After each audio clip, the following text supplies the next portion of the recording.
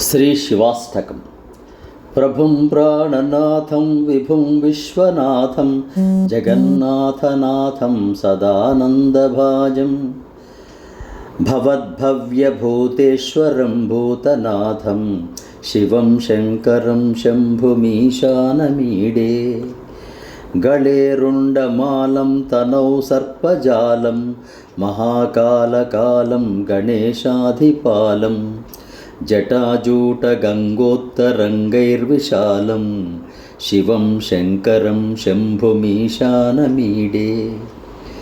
मुदामाकरं मण्डनं मण्डयन्तं महामण्डलं भस्मभूषाधरन्तम् अनादिं ह्यपारं महामोहमारं शिवं शङ्करं शम्भुमीशानमीडे।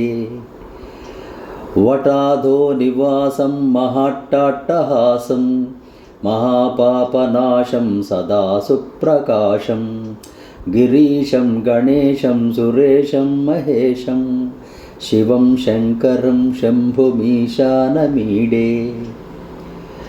गिरीन्द्रात्मजा संगृहीतार्धदेहं गिरौ संस्थितं सर्वदा सन्नगेहं परब्रह्म ब्रह्मादिभिर्वन्द्यमानं शिवं शङ्करं शम्भुमीशानमीडे।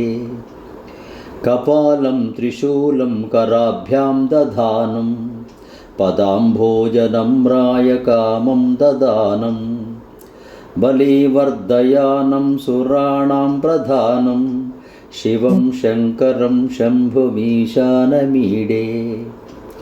शरच्चन्द्रगात्रं गणानन्दपात्रं त्रिनेत्रं पवित्रं धनेशस्य मित्रम् अपर्णाकलत्रं सदा सच्चरित्रं शिवं शङ्करं शम्भुमीशानमीडे।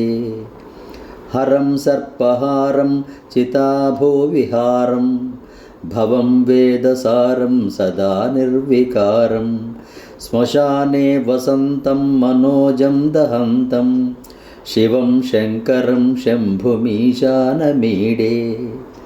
स्तवं यः प्रभाते नरः शूलपाणेः पठेत् सर्वदा भर्गभावानुरक्तः सपुत्रं धनं धान्यमित्रं कळत्रं विचित्रैः समाराध्य मोक्षं प्रयाति विचित्रैः समाराध्य मोक्षं प्रयाति इति श्रीकृष्णखण्डे श्रीशिवाष्टकं सम्पूर्णं।